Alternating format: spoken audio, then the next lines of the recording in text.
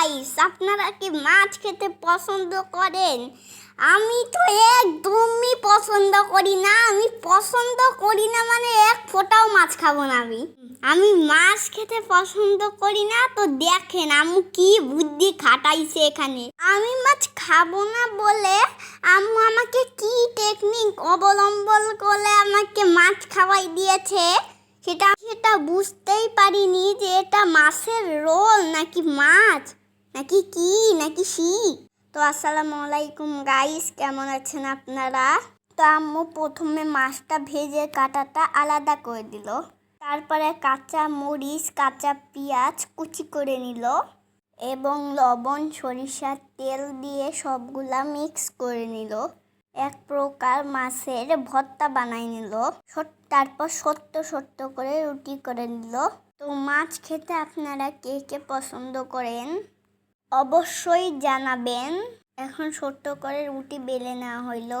রুটিটা কিন্তু বড় করবেন না, আপনারা ছোট সাইজ করে নেবেন। মানে ছোট করলে ততটাও ছোট নয়, মিডিয়াম। তারপর মাছের ভর্তাটা রুটির মধ্যে দিয়ে দিল।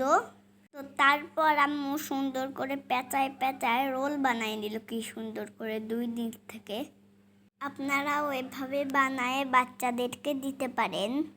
আমি তো ছোটবেলায় মাছ খেতে পছন্দ করতাম, কিন্তু এখন পছন্দ করি না।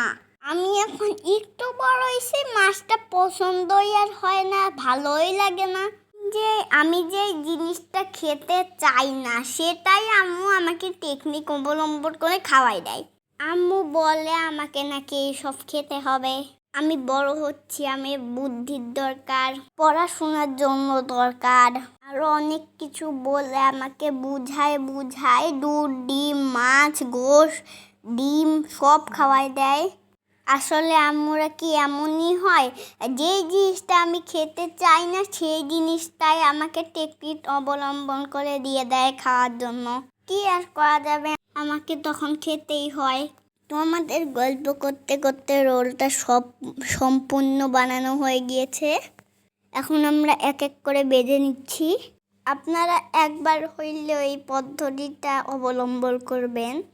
আসলে রোলটা অনেক মজা হয়েছিল। দেখেন দেখতে কতটা দারুণ লাগছে, লোভনীয় লাগছে। আপনারা এই রোলটা সুন্দর নাস্তা হিসাবে বানাইতে পারেন এবং বাচ্চাদের টিফিন হিসাবে ওই রোলটা আপনারা বানাইতে পারেন। আমি মনে করি সব বাচ্চাদেরই ভালো লাগবে। তো আমি মাছ খাই না, কিন্তু এই মাছটা রোলের ভিতরে আছে তো তাই আমার অনেক মজা লেগেছে আর সস দিয়ে খাচ্ছি।